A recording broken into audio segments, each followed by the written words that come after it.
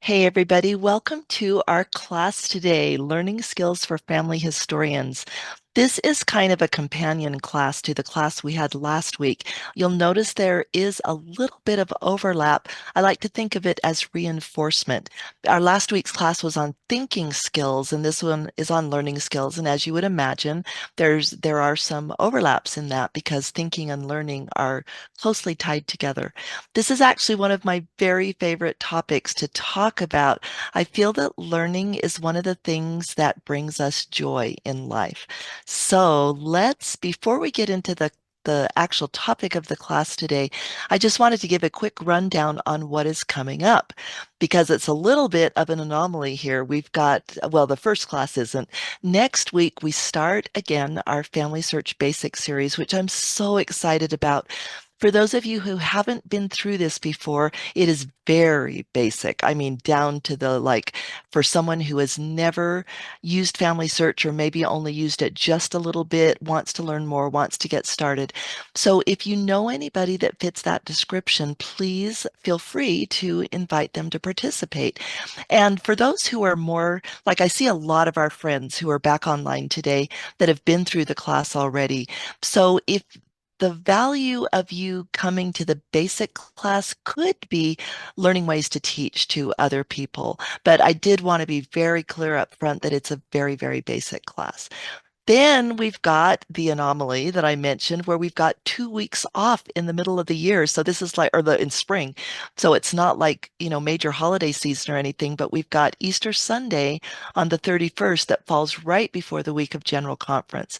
So there won't be any classes for 2 weeks, but we invite you to come back on April 14th, right before tax day for those who live in the US, and join us for the continuation of the basic series. Also, I'd like to invite everybody to watch for key takeaways from class today.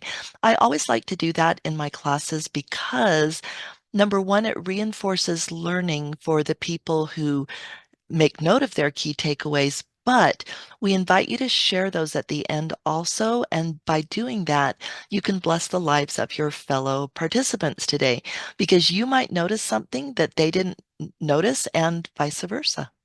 So we'll invite you at the end to share your key takeaways. Oh, and I should say one other thing. The takeaway does not have to be something that was actually said in class. That's the cool thing about learning is sometimes somebody can say something and it will spark a completely different idea than what was said, but it will still be a valuable learning for you. So with that being said, let's dive into our webinar today. So here's an overview of the 3 topics we're going to cover. First of all, we'll talk about how we as humans are actually wired to learn. It comes naturally to us. Then we'll talk about how to have a learning mindset. In other words, what habits of mind can you develop and practice that will give you success in learning over your life? And then finally, we'll talk about approaches for storing and recalling information. So let's dive in. Humans are wired to learn. We are learners. If you've ever watched a child explore her world or learn to walk, learn to speak, you know that they are just open to the world. They're like little sponges that just absorb everything and grasp it and want to apply it to their lives. They want to try things out. We, even as adults, learn to love unless or until our enthusiasm is quashed by such things as boring lectures, stressful cramming for a test, because all we want is that grade, or irrelevance. We're maybe required to participate in classes that we don't see matter to us very much, or we don't think we'll ever use this information in our lives. Another important thing about learning is that we learn less when we believe that someone else is responsible for our learning rather than ourselves. We learn best when we are interested in what we're learning, when we see its value, and when we take responsibility for our own learning. So, with that as a backdrop, let's talk about habits of mind that we can develop and practice that will enable us to be great learners.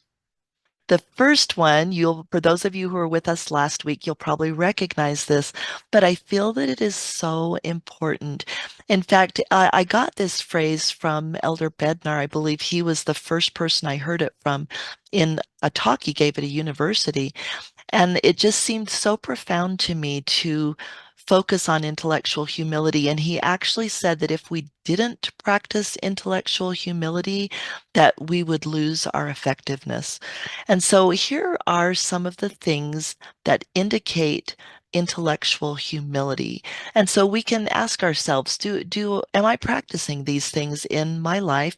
And if I'm not, what could I do to maybe improve in that area? And maybe some of you will look at this and go, yeah, I'm doing all those things. So let's look at them. Signs of intellectual humility are that we value truth more than our ego, our reputation, or even convenience. And I see this in family history sometimes when people want to cut corners for convenience. I was thinking of the last one actually, and then I've been in situations where I was working on a group project. I think I even mentioned this last week that one of the persons was cutting corners and there were mistakes being made because of it. And somebody offered a kind correction to the person and they just didn't want to hear it. They basically rejected it. And I'm not trying to pass judgment on anybody else, of course. My point is just that a good sign of intellectual humility is that we aren't worried about our ego, our reputation, or cutting corners, convenience, that kind of thing. We value the truth above all. We realize that we don't know everything and we're okay with that. We don't feel that we have to be perfect or defend ourselves or, stake a claim and just insist that our way is right. We realize hey, we don't know everything. We're still learning. We sanity check our assumptions. As human beings, we have to make assumptions, right? We'd be paralyzed if we never made any assumptions about anything. But sometimes our assumptions are wrong. And so it can be very helpful to sanity check those assumptions, especially in family history, and make any corrections needed. And going along with that, we admit when we're wrong and we welcome correction because it leads us closer to the truth. The next habit that I think is so important is to have a healthy confidence in ourselves. And you might say, well, you just told us to be humble, but I think confidence and humility are great partners. They can go hand in hand. In fact, what I've noticed is that sometimes when people are prideful, it is really because they lack confidence and maybe they're trying a little bit too hard. I don't know. I've certainly seen that in myself. So, what about having confidence? Well, see yourself as a learner. Remember that you're wired to learn. You were created with the ability to learn, even hard things. See yourself as capable. Trust yourself to learn from your mistakes. They're not the end of the world. Making mistakes is part of being human, and it's okay. I've noticed in my own life that the Lord is very patient with me when I make mistakes. And I've tried to do that with other people too, and I so appreciate when people are patient with me. And so learning from making mistakes is actually a fantastic way to learn. Sometimes it's even a better way of remembering what you're learning than if everything had gone perfectly. And finally, ignore any voices, even in your own head, that tell you you're not capable and try to push you towards not having confidence. Those voices will never be true voices. The true voices will be the ones that tell you that you're capable and that you can learn. A big roadblock that I've noticed, and again, we talked about this actually quite a bit last week when Sister Leffler and I were sharing some of our personal experiences.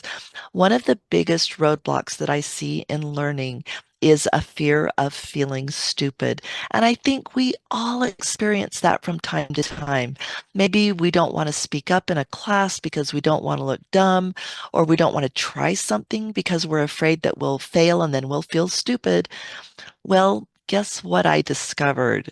Feeling stupid is a learned behavior. Little kids, like infants, young children, don't even know how to feel stupid. They don't know how to do it until they get feedback in their life that makes them think that they're stupid and they should feel stupid. Think about a toddler who's learning to walk. The toddler doesn't fear trying because he'll feel stupid. No matter how many times he falls, he gets back up again and keeps trying. And eventually he's able to walk and then run and even dance. So let's go back to our childhood lack of fear and don't let the fear of feeling stupid keep us from progressing and from learning. And the thing that was so interesting to me to discover in my life was that I could decide not to feel stupid, even if I was getting feedback from people that might make me lean that way. The fear of feeling stupid can, like we said, be a roadblock to keep you from learning to do family history, which how sad would that be, right? Because we all want to learn to do family history in whatever way is appropriate for us. So we want to see the truth and see ourselves as being capable. And we never, especially for those of us who are consultants or other helpers, we help our family members, we never, ever want to treat someone in a way that might lead them to think that they're stupid. We always want to encourage and help people find the confidence and the abilities and skills and greatness that they have within them. The next mindset that will help us be a great learner is to desire competence, desire to be good at what we do. Now, that doesn't mean desire to be perfect or desire to never make a mistake, but it means to build your skills and get good at what we're doing instead of being, for instance, a little bit sloppy or a little bit lazy. And I think we've all had that happen at times, right? We're all tempted by that from time to time. I wanted to share a quote with you from a podcast by McKay Christensen. His podcast is called Open Your Eyes, and it's actually one of my favorites. It's so thought provoking. In one of the podcasts, here's a quote from one of his podcasts. One of the most basic sources of personal power is competence. When people feel that they have the skills needed for success, they're more likely to take action that will help them achieve their goals. And then I'm putting here parenthetically, in other words, learn and apply what we want to learn. So if our goal is to learn something, becoming competent and feeling our competence will help us to achieve our learning goals and other goals in life as well. Here is the source for this quote, and we'll give a link to this slide deck at the end of the presentation. So, I was going to say this is a link, but it actually didn't hyperlink. So I'll have to go in and fix that. I apologize for that, but that'll be a fast fix. So, the next habit of mine that is so helpful in learning is to invest diligent effort. And Elder Bednar, who was an educator before, well, he's still an educator actually as an apostle, but he was in the university, the academic setting for his career. So he talks about diligent learning. And President Nelson has also talked more than once about how the Lord loves effort, and this is true in our learning. So learning lasts longer when it's effortful, which is interesting. Research actually has proven this. So the things that are simple to learn, we actually don't tend to retain as well. And we're going to be talking about that in a little more detail later. You can find satisfaction and even joy in mental effort. Even when things are hard, we can find joy in the hard things. And this was hopeful to me. Things are not always going to be as hard as they are now, right? So just like when we exercise, our bodies build strength and we're able to do things more easily as time goes on. It's the same with our mental muscles. The more we make that mental effort, the easier it becomes over time. Habits of mind for effective learning is to take responsibility for our own learning. Elder Bednar also talks a lot about that. So effective learning is active, not passive. In other words, we participate in our learning. We don't just sit back and expect somebody to pour knowledge into our brain and then we'll just have it with no effort on our part. So here are some examples of learning that is active and not passive. You take a note of things that you don't understand and you seek answers. Another example is you might quiz yourself to evaluate your understanding. Taking responsibility puts you in control of your own learning. And there's no better person to be in control of your own learning except for the Lord. And it can be a good partnership. But we definitely don't want to dump the responsibility for our learning off on other people because it will just not be as effective. So this is the last one in this section. So it is very important also that we learn by faith. Faith is a way to enhance our learning.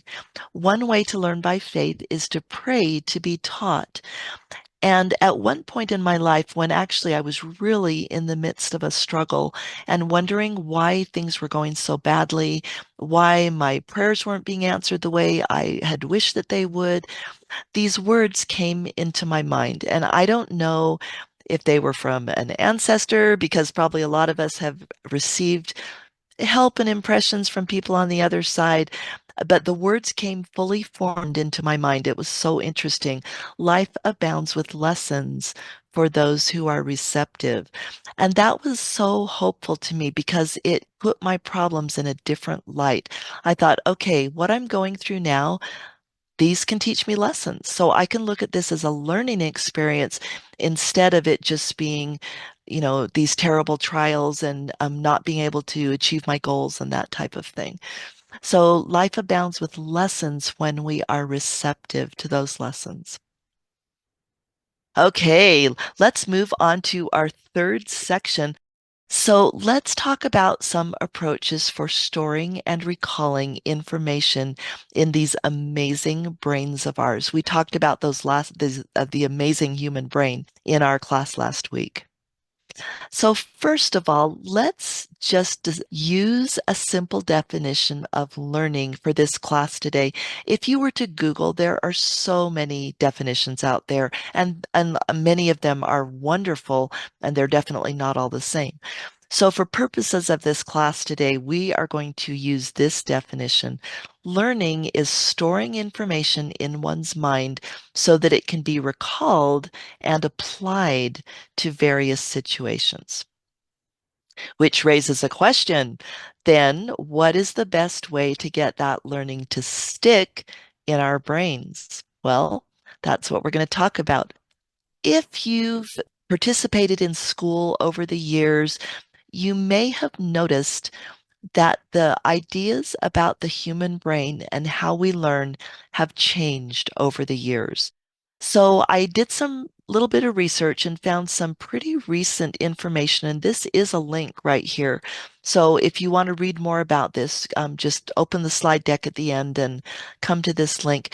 But the most recent information, the most recent research on learning in the brain is what I want to share here that I got from this article.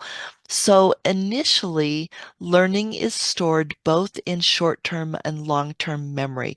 When I was younger, I was taught that it was only stored in short-term and you had to move it to long-term. But scientists now are saying that that was not a correct representation of what really happens. So they say they've done research that shows that initial learning is stored in both places, but learning in short-term memory tends to fade pretty quickly or to be overpowered by new learning. So the key is that learning has to be strengthened in long-term memory in order to endure. Well, how do we do that? Here are four approaches, and there are actually more. And I got these from a book called Make It Stick, which has become one of my favorite books on learning. And at the end, I'll give you the information on that.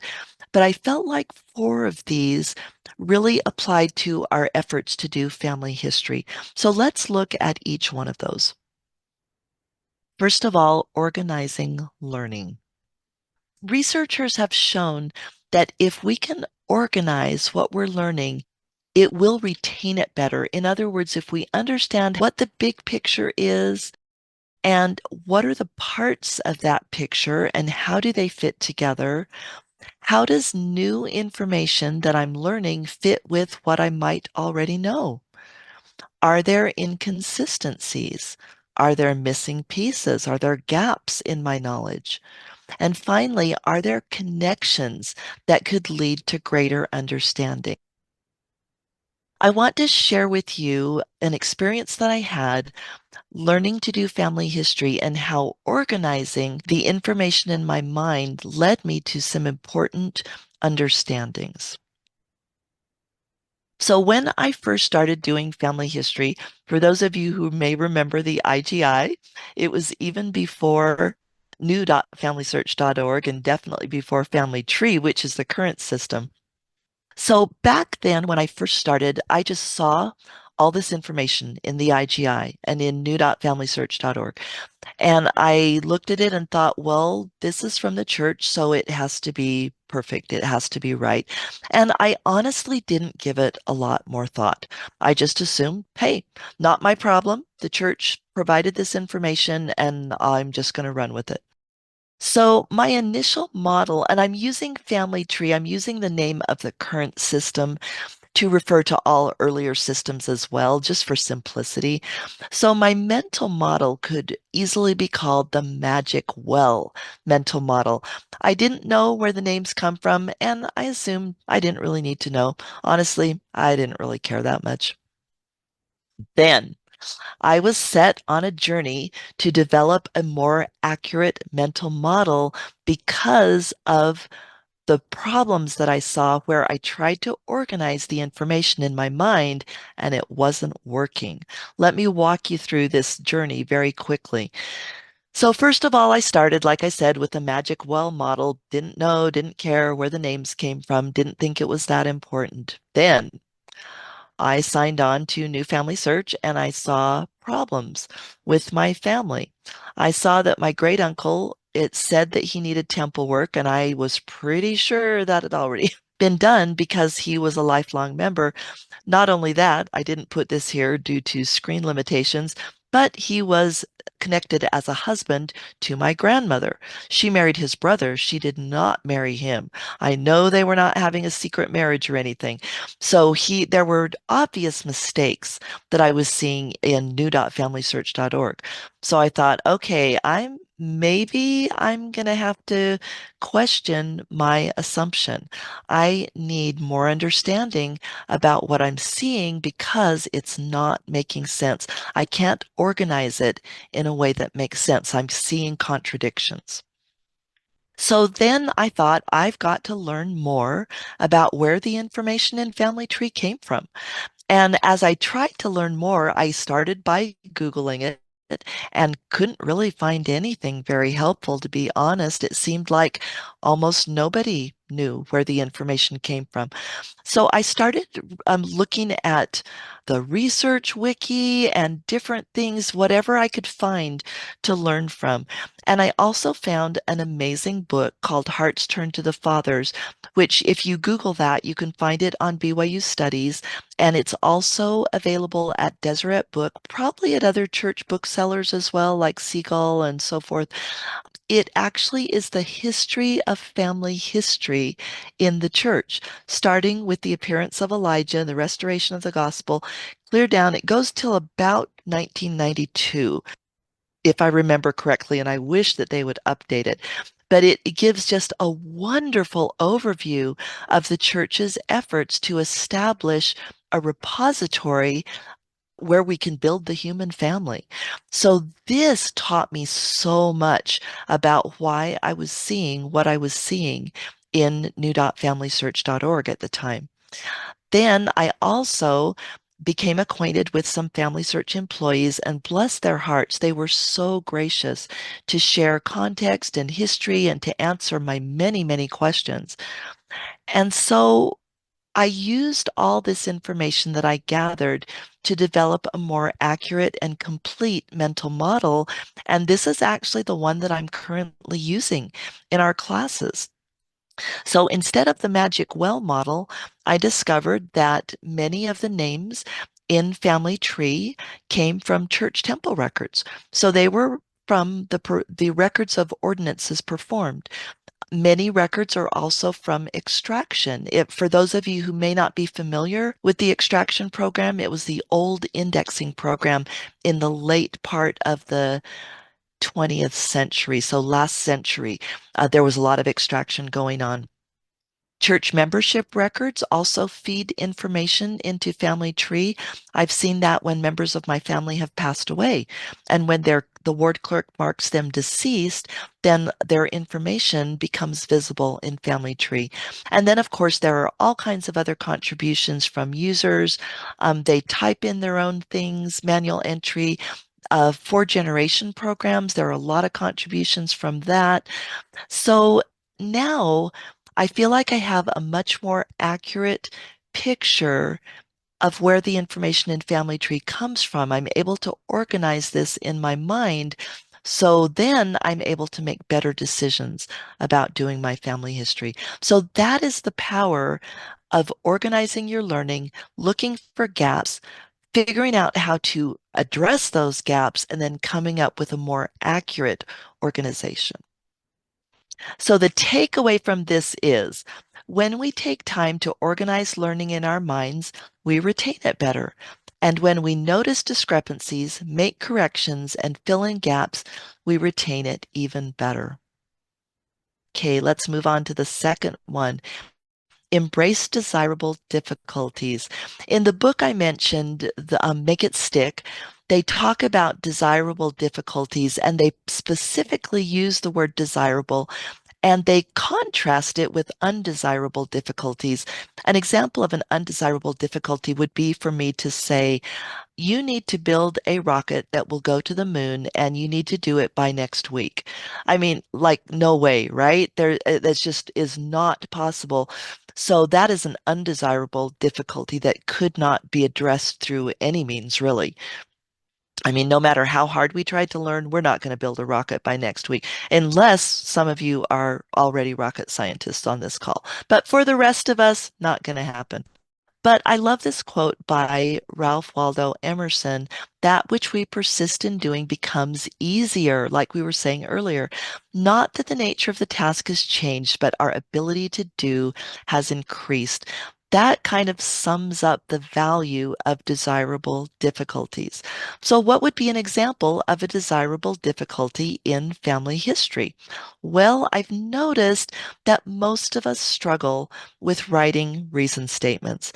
A lot of people look at that box on the screen and just go, I have no clue what to put in there. So either they put like one, you guys probably remember, or some of you may remember, sorry, from an earlier class, I showed a screenshot of a reason statement where the person just wrote, yep, that was the reason statement.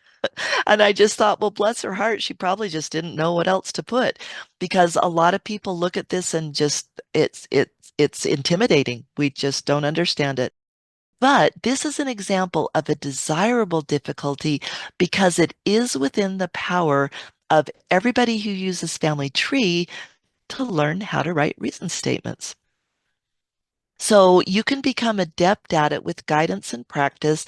And that's why I put a link to the webinar. We've actually got a webinar on reason statements. And so you can click this link and you can either watch the recording or you can also just go through the slide deck. And it gives tips and tricks and hints for writing effective reason statements. And the more you do it, the easier it gets till I have to say at this point, for me, it's kind of become second nature. Not because the difficulty of the task changed, but to quote Mr. Emerson, but because I've done it enough that it's become kind of natural, kind of second nature to me. And I believe that that can happen for any of us.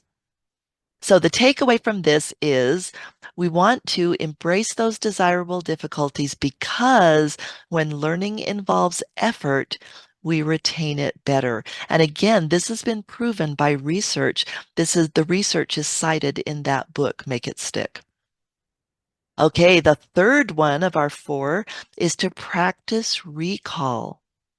It's one thing to hear or read information and say, yes, I recognize that.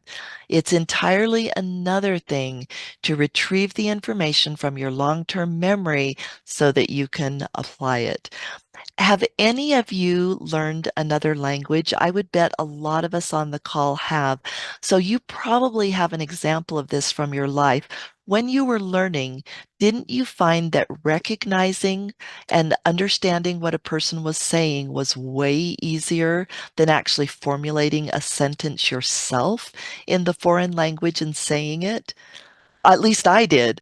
It's one thing to say, okay, I've seen that knowledge before, but it's an entirely different thing to be able to use that knowledge. So, as a very short example here, this is a reason why we have class activity handouts, because they give you an opportunity to practice what you've learned in class. So the key takeaway from this is that when we regularly recall what we've learned, we retain it better. Now, this can be either artificial, and by that I mean not a real life situation, or it can be real life. So, for instance, a quiz is typically artificial. You're being asked questions, but you're not being asked them in the context of actually doing something in a real life scenario. But I've also noticed that as I've continued to build my skills in Family Tree, they have become ingrained in me. And so that's been a way of practicing those skills, and that has helped me retain them better. So that's an example of a real life situation where practice helps you retain. And either are helpful. We can quiz ourselves. We can give ourselves artificial, tests or whatever. We could say, okay, well, times tables is an example. What is 10 times 8 or, whatever you're trying to learn? That's about my level. For those of you who know me well, know that I'm not a strong person in math. Hey, but I need to take my own advice, right? And learn how to do math. I just realized that I've got to stop saying I'm not very good at math. I need to apply these skills and learn to be better at it.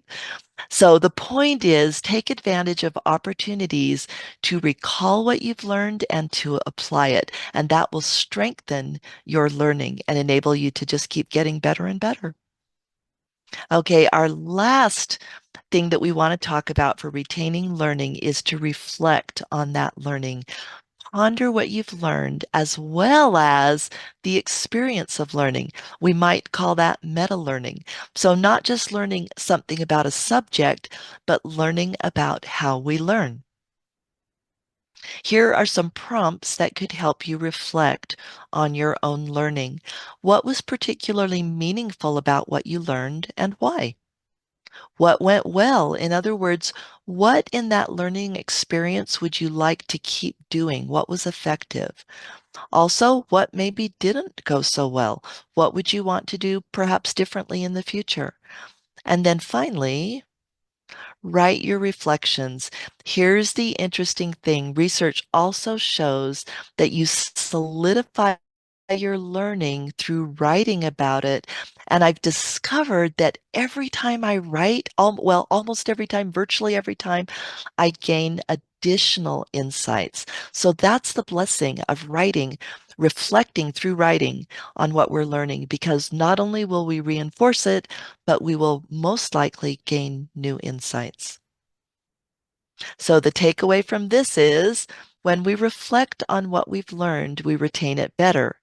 Reflecting through writing makes retention even stronger.